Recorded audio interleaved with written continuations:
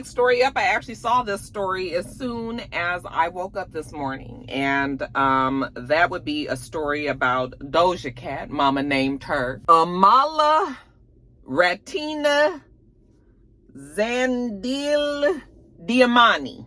Diamini.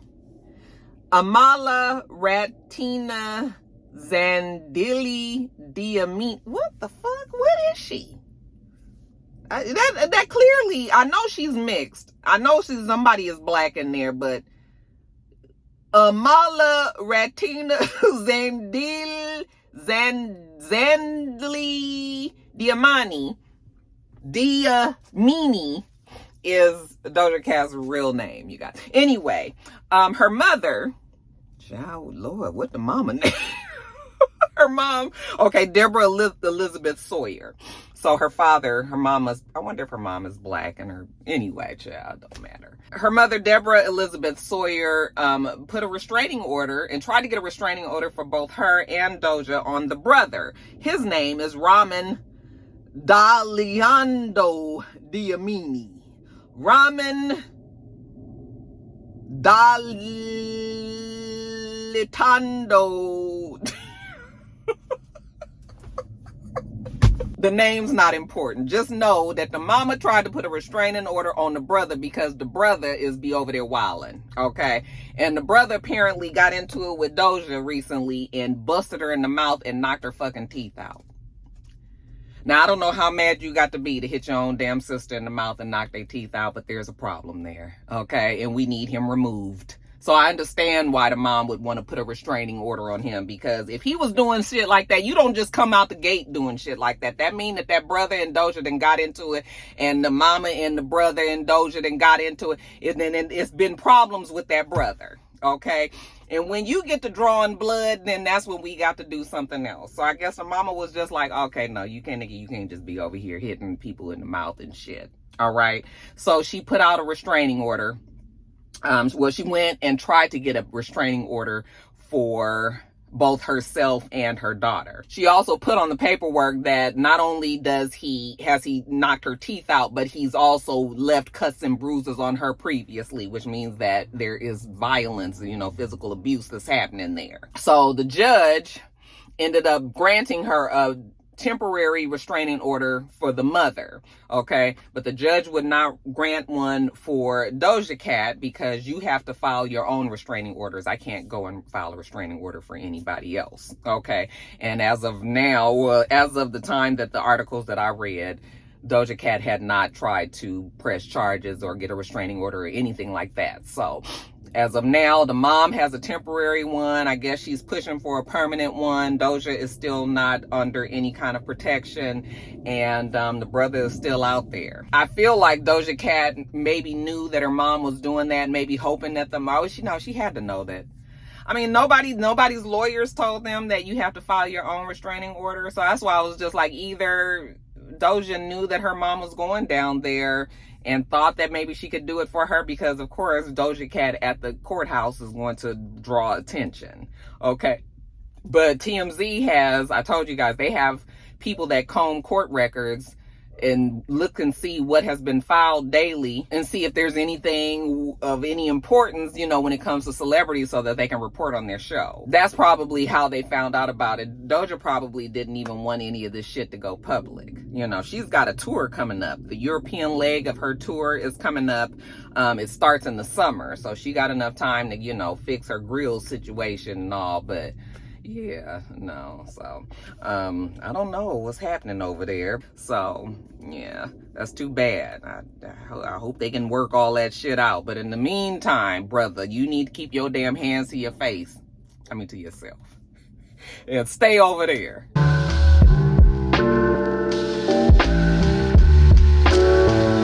What's he barking at? You stop all that damn barking. Oh, I guess you barking because the other dogs is barking. Be quiet. Shit.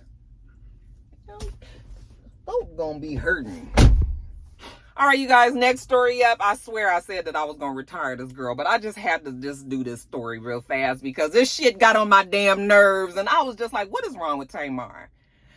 Where is Tamar's sisters? Where her mama at? Why?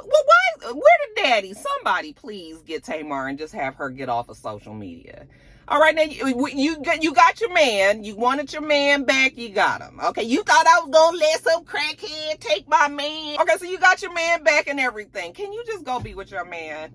Every week is something. Now, and you would swear that Tamar was not 40-something years old. That girl acts like how Jada and her friends used to act when she was in the 10th grade.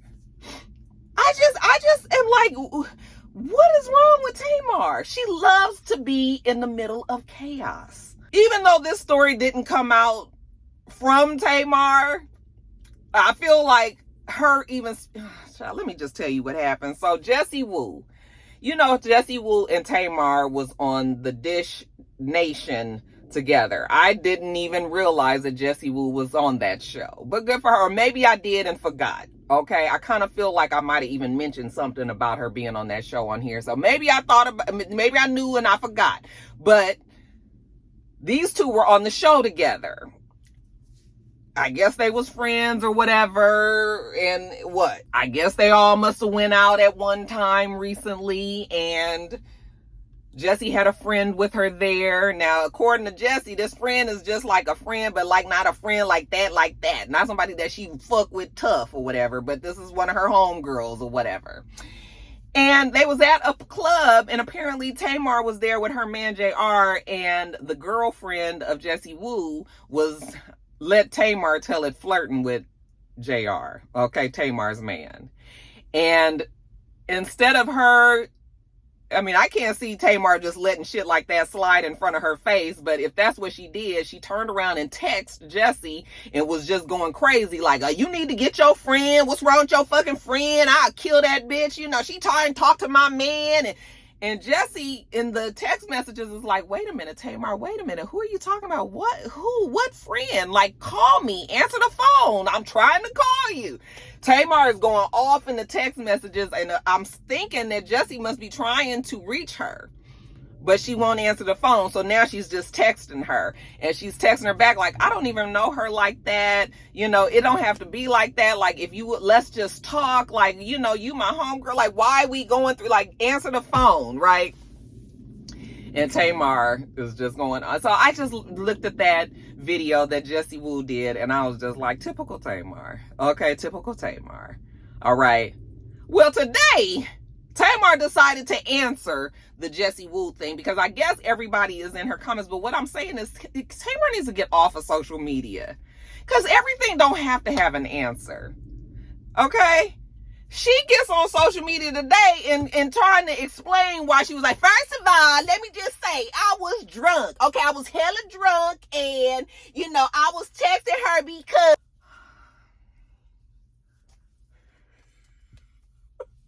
I am convinced that there's nobody that's grown and mature in Tamar's camp. I don't know who she got in her people, who's over there, but everybody over there must co-sign and love all of the antics and all of the head and the neck and the this and the that. And let me tell you, and they must love all of that because they let that girl just keep on coming out and saying that shit, and it just looks worse on you. Okay? You can't explain that fucking text message. All you could say is I was drunk, I was tripping, I shouldn't have said all that. If you was gonna say anything, that's what you needed to say. Okay? Otherwise, we don't even need to hear all of the explanations of why you did what you did and why you said what you said and all. It's such a bad look. You look so immature. You look like a child. And again, somebody that has talent. Tamar is extremely talented. I'm almost willing to say that she could have been just as huge as her sister. Okay? And Tamar has a beautiful voice. That girl can sing it down now. We ain't gonna take that from her. But people will forget about that because of all of the other shit. It's just sort of like, oh, Tamar, you ain't gotta do all this. Girl, I'm loving you from the furthest distance. I don't even really like Tamar no more. It's terrible. You know, because Tamar doesn't seem to realize there's a fine line. Like, there's a line of just being one of them kind of people and everybody be like, oh, child, that's just Tamar. And then there's the other line that you cross that line and then you be like, oh, God, that's Tamar. Child, she get on my damn nerves. I was like, oh, God. And it looks worse and worse. She looks worse every time. So somebody needs to just sit her down and just tell her, like, you know, Tamar, you ain't got to answer everybody. You ain't got. And then the most random part of this story is August Alsina decided to jump in the fray because I guess when Jessie Woo originally talked about, Jessie must have talked about it in a live when she was doing a review of August Alsina's new perfume. Nigga, talk about 6 degrees of separation, right? So that's how August got pulled in because he was just like, oh, you know, they wonderful people. I guess August was on the show, Big Brother with Tamar. Well, no, Tamar wasn't on when August was on there, but I guess were they on the show together? Because he was making it seem like they was on the show together. Or was him and Jesse on the show together? I'm not sure, but he was just saying how great of a person that Jessie Woo is. I mean, she seems like a cool enough person to me, you know.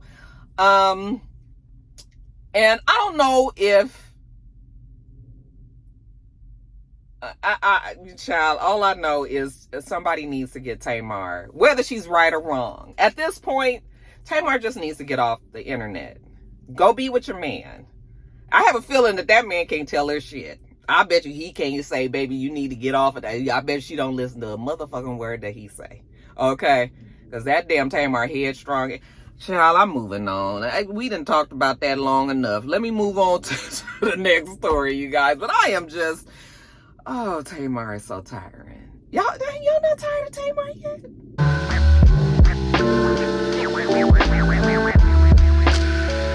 All right, you guys, since we talking about Jesses out there, let's talk about Jess Hilarious. Okay, mama named her Jessica. There's quite a few Jessicas out there. Jessica Dupart, Jessica that we just talked about, and now here we are on Jess Hilarious. So you guys know a few weeks ago, Jess Hilarious was at a party out in Baltimore somewhere, I believe, and she let the people there know that it was official, that she had been selected as the permanent new third host to The Breakfast Club, co-hosting with Charlamagne the God and DJ Envy. She was supposed to be taking Angela Yee's place. Okay, Angela Yee ended up getting her own show. All right. And so last year, apparently, they tested out a bunch of guest hosts. They had a lot of people that came in there and sat in the seat, including Claudia Jordan, Portia Williams, Jess Hilarious. A lot of people sat in that seat. But at least to me, the few times, what is this one hair? I can see it, but I can't get to it. The one person that I thought really was a good fit, because this is gonna sound wrong, but I feel like Jess Hilarious gets along well with men better than Angela Yee does. You know, I feel like maybe Jess can relate a little bit better than maybe Angela Yee could. Not saying that Jess is like a man or nothing, but I just, I feel like it was a good fit for them. That she has enough femininity to represent for the women, but she do have a little bit of that, a little bit of testosterone to get with these niggas if she need to. Okay, I feel like she could be the one to cuss a damn Charlamagne the God out if she has to, or she can bag on them, or what do you guys call them, Jones them or whatever. I feel like she could do it. Like, she's the person that can handle the job, right?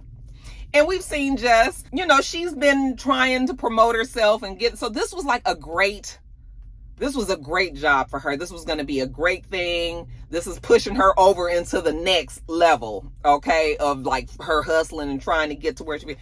And child, I don't know what happened, but ever since she made that damn announcement, ain't nobody seen Jess Hilarious at the iHeart Studios, the Breakfast Club program, none of that. And I was like, oh, damn. Did Jess Hilarious suffer the same fate that Dr. Dre did?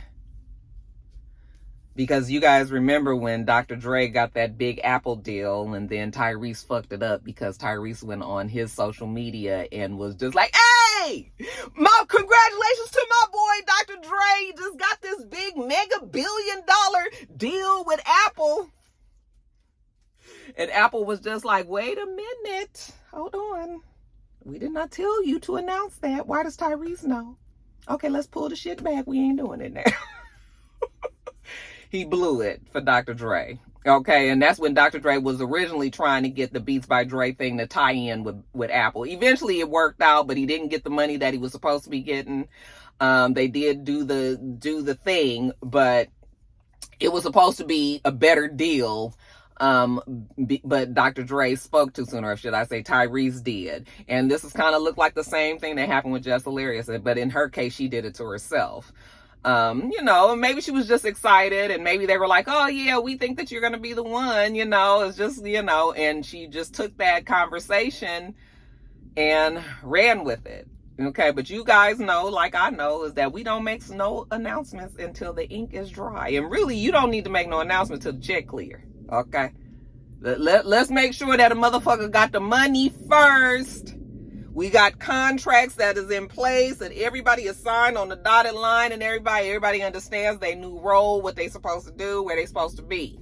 Okay, once all of that is done, and only then you let iHeartRadio, their media person, make that announcement, and then do you bask in the glow of getting the position. But when you speak too soon, the companies, they can't trust that you aren't going to be that person that jumps the gun. And it's too bad. It's too bad. I hope that they're just maybe teaching her a lesson instead of just being like, nope, you out completely. Because she was good at the job. They definitely need somebody else there. Because even when the couple of times that I've listened, when I had to go up to my office and I listened to the Breakfast Club, something is missing. It's not the same. They can carry it, but I think that they need a woman. They need somebody there, and she was good enough. So, I hate that she fucked up that gig, but I hope that they just maybe are just like, okay, we just gonna put you on the back burner, but maybe they gonna bring her back. What y'all think? Y'all think that Jess talked herself out of her good gig? Do you think that iHeartRadio is eventually gonna bring her on? Can you think of somebody else that might be good in that place? Okay, y'all put all that below.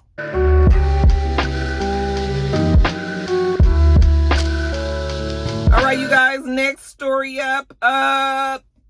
RodaOnTheRun.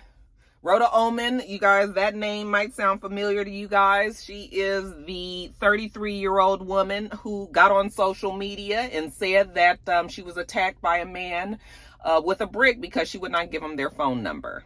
Okay. Well, she wouldn't give him her phone number. When she didn't give him the number, apparently he hit her. She said that he hit her with a brick, and she made a video about it, and she looked all damaged and everything, and everybody was like, oh my God. I remember when the story came out, it went viral. Something about it didn't feel right. That's why I never talked about it. I was just like, I have to wait and see how this one play out. Okay. This happened back in August or September of last year. Okay. Once the story came out and she made the video, she also created a GoFundMe. Okay. Because now she has medical bills and things that she needs to handle. And the people, because the video went viral, folks gave money, and she ended up raising like $42,000 on GoFundMe. All right. And then the people started to realize that, something ain't right with this story. I said, y'all caught up, huh? First of all, they said that on that same GoFundMe account, that this account actually had been established some years prior, and that on that same account, she had another story talking about being attacked by some man. It was similar. They didn't say how the story was similar, but they said that that she had a previous GoFundMe account set up saying that she had been attacked. Okay. So that was the first red flag. The stories was extremely similar. And then the police ended up getting involved, and they felt like she was lying. Once they did their investigation, they ended up arresting her, okay, and charged her with theft by deception, because this story did not happen the way that she said that it did.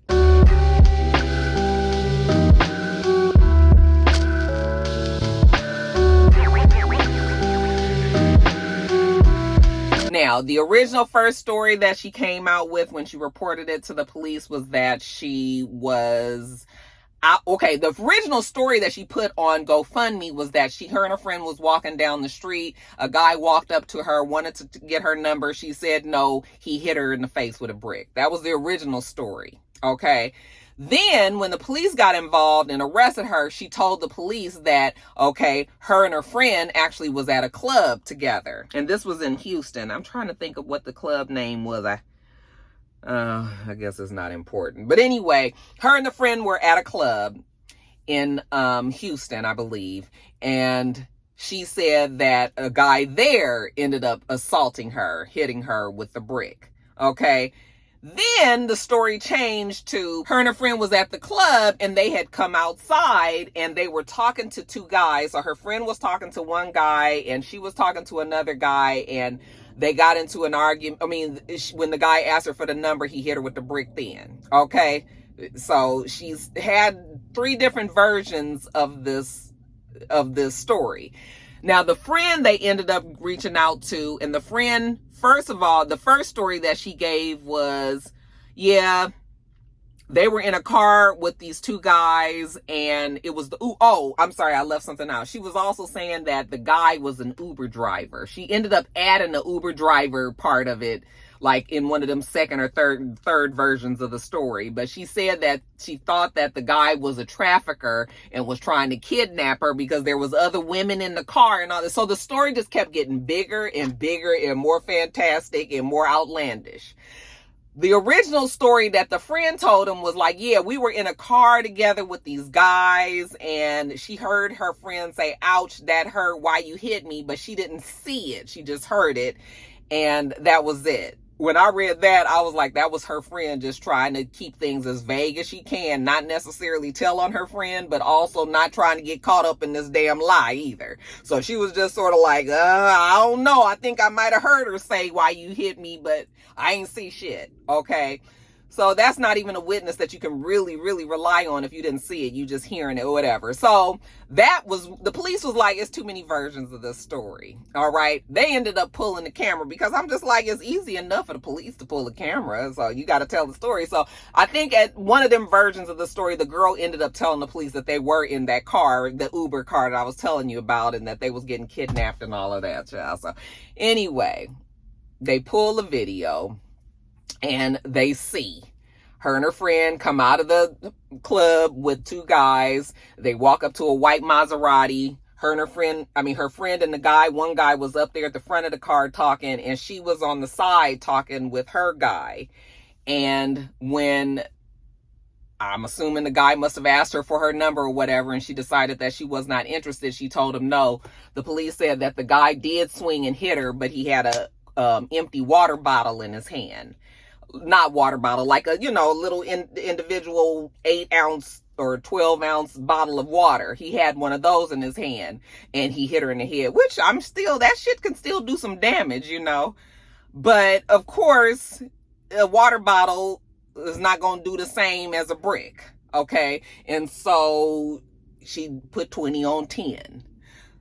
To me, girl, you ain't even had to lie about the fucking brick, because you could have just said the nigga hit me in the head with the water bottle, and people still would have felt sorry for you. Okay. But, that's not what she said. She said she was hit with the brick and all of that, and that's why she ended up getting arrested, because they were like, you was lying. You lying. It's not against the law to lie. You could have said whatever you wanted. Where the problem came in was when you started this GoFundMe and had people give their hard-earned money to you, and that wasn't it. I feel like she could have still probably, but the police was just like, it's all bullshit, because she said it happened 3-4 years ago, and now here she go again talking about the same thing, just a different place. So yeah, it sounds like Rhoda might be, she might be, she might be full, just lying about the whole thing, but She just really didn't have to. Now the friend is saying that she's a scammer and this is what she does. Okay. So the friend has detached herself from that whole thing. Honey, don't be trying to pull me down with you. So now the friend is saying, yeah, this is her thing. She's a scammer. She's a hustler and all that. There was at the Liquid Lounge. Y'all from Houston, y'all know about the Liquid Lounge Club? That's where she was. And they, you know, when she ended up getting hit. But and she even had a name of the guy. She came up with a name and everything as the Uber driver and all that. Child just doing the most, just dug her hole deeper and deeper. But yeah, they went on and arrested her. I guess if you was one of the people that gave money to her, you should be getting your money back from GoFundMe.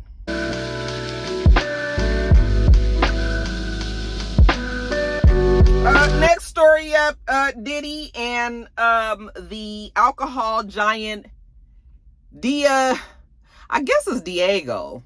It's Diageo, okay? Diageo is the way that I want to read it, but for some reason that don't sound like that's right. Anyway, you guys, these two have severed all ties, and we will now no longer connect Puffy. Mama named him Sean John Combs. We'll no longer associate Puffy with not only De Leon tequila, but Ciroc vodka. Now, De Leon was not, you know, that one never quite blew up the way that Ciroc vodka did. At first I thought that the man actually owned Ciroc vodka. Now we know that it was in partnership that he had with this alcohol giant, but they was willing to let Puffy be the spokesperson, the face of the brand, because he's Puffy, you know, and this is a vodka, like it was a no-brainer. And you can't tell me that Puffy didn't make millions and millions and millions of dollars for them people, because everybody was fucking drinking Ciroc at one time. Everybody was, until they found out that shit was nasty. But people still really, really love Ciroc. Ciroc, give me that.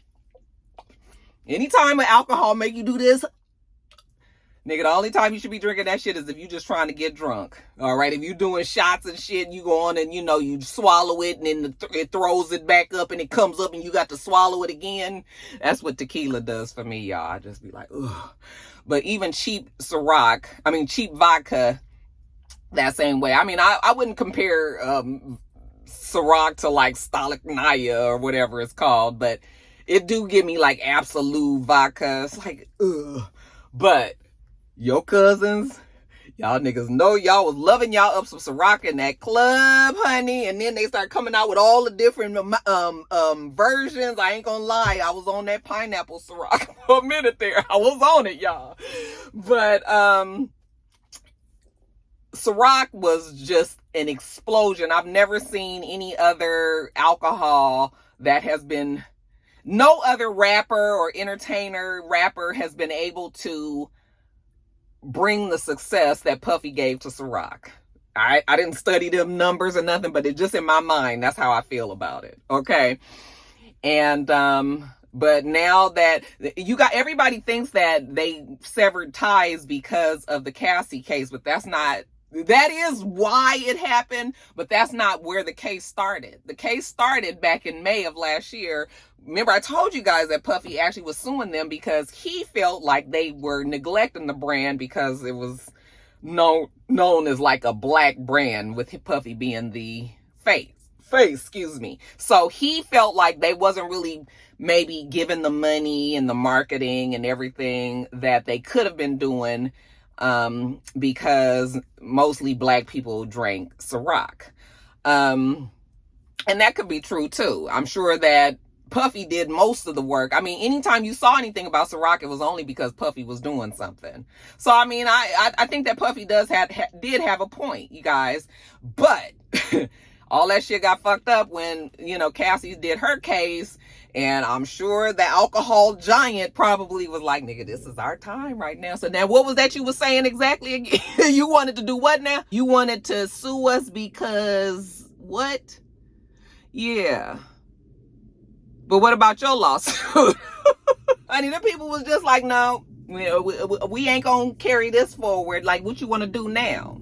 And Puffy was just like, you know what, let's just sever all ties. And they was like, you know what, we kind of thought that's what you was gonna say. And that's what they did. And it was a come up for Diego or Diageo. Because I feel like Puffy actually had a good lawsuit there. Okay, because when else have you heard can you tell me of a Ciroc commercial that wasn't involving Puffy at any point? Okay, to know that he wasn't the sole owner, yes, then they did have a responsibility to also market their alcohol. So, yeah, but then when Cassie opened a lot of doors, honey. She closed plenty of windows, but she opened a lot of doors. So now when you purchase Ciroc, just know that Diddy ain't got nothing to do with it. DeLeon, Diddy ain't got nothing to do with it. So if you guys have the conscience, if it feels like that was your favorite, but you couldn't do it because what Diddy stood for, well, Diageo didn't let y'all know that they don't stand for Diddy no more. So it's all good. Drink up.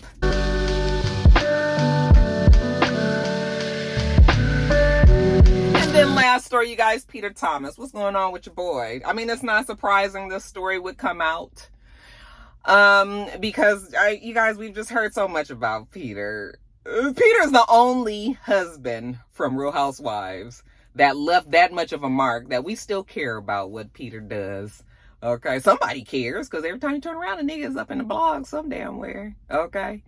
And that's a lot to say for old Patricia over there. But anyway, Peter, he was down here in Atlanta. He was in Cobb County on Tuesday. It was about 2:00 in the afternoon. And because of where they pulled him over, or the area that they pulled him over, I was just like, maybe he was up at the Battery. Okay, maybe he was at the cigar bar enjoying a few drinks and cigars with his boys, and left out of there and got pulled over because they said he was driving erratically. Okay, could not maintain his lane.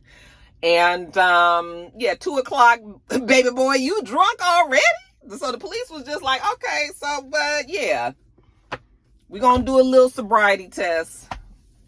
He was drunk. So they decided to arrest him. And, that's never good. I will admit, we've all have done things where we've drank and knowing good and damn well we shouldn't have been driving. Even if we didn't feel drunk, but you know that you had 2 or 3 drinks and, you still got behind the wheel and took that chance. So we've all done it. But as we get older, we have to be a little bit more conscious, or way more conscious of the shit that we stand to lose doing shit like that. So when we tried it back in the 20s and you get to the 50s, it's time to stop that shit, So, the fact that Peter is out there not just getting drunk and driving like that. I mean, because if you swerving, you did enough drinking you shouldn't be driving if you swerving. For sure. Because if you were swerving, usually that means you was also couldn't walk right. But anyway, not only was he drunk, but Peter also did not have tags on his car. His car was not registered. He was driving on a suspended, or he did not have a valid driver's license. I don't know if it was suspended. He didn't have a valid driver's license, and he had no proof of insurance. Nigga, you was riding the dirtiest of dirty out there, and I mean, when you know that your shit is fucked up like that, you shouldn't even be drinking. Okay? Because you already know, like, I can't bring no extra attention to myself. So, I ain't got no driver's license, insurance, or tags, but I'm about to get behind this wheel and I'm drinking. No. I mean, I'm not a kick a nigga when he's down kind of bitch. That ain't what I do. So I hate to see, even though he was only in there for, he got there, they processed him. He paid the $3,000 bill or whatever, and he was on his way. I was like, now, Peter, who you called to get that three bands? Who you got that money from, Peter? Because Peter ain't got that. Cynthia was on the fast speed dial or something, child. Y'all know Cynthia's single again, so maybe she can help her boy out. But I don't kick a nigga when they down. And people make mistakes and all that. But come on now. We too old for this. We is too old for this. And you got a lot to lose, Peter. But Peter was just like, shit, I lose shit all the goddamn time, nigga. I just go get another one. That motherfucker's like a goddamn boil or some shit, a herpes. Every time you turn around, here go Peter again. So I'm just like, well, I mean, but you know what? Peter say that shit keep him young. He say he just do whatever he want to do. I just want people to do better, okay? It's not a laughing matter, because he really could have hurt himself. He could have killed himself. He could have killed somebody else, So No, we just, I understand how things happen and shit, you know. I've been there and I've done that, but I'm telling you, as we get older, you just have to remember them things. So y'all just make sure that you don't follow in them same footsteps, okay? Nigga, get you an Uber or Lyft. As a matter of fact, don't even drink. Just don't do it, child. Don't do it.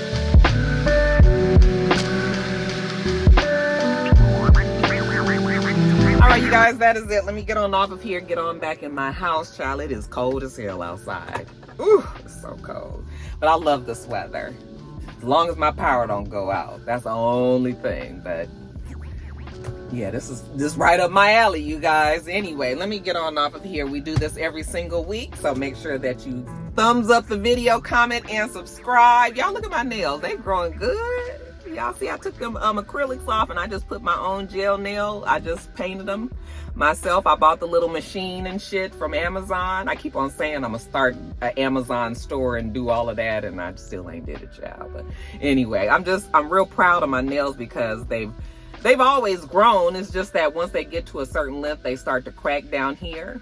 And so far, they haven't been doing that. So I'm just like, okay, this is really working out well, y'all. It's saving me, you know, $50. I don't know who y'all out there was paying $200 for some damn acrylic nails, but that's neither here nor there. Maybe because I wasn't getting the shit y'all was getting over.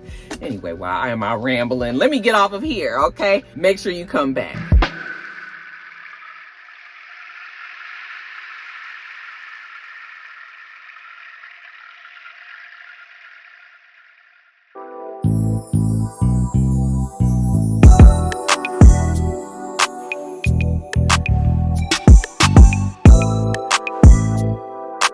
Until next time, Roxstars. Bye.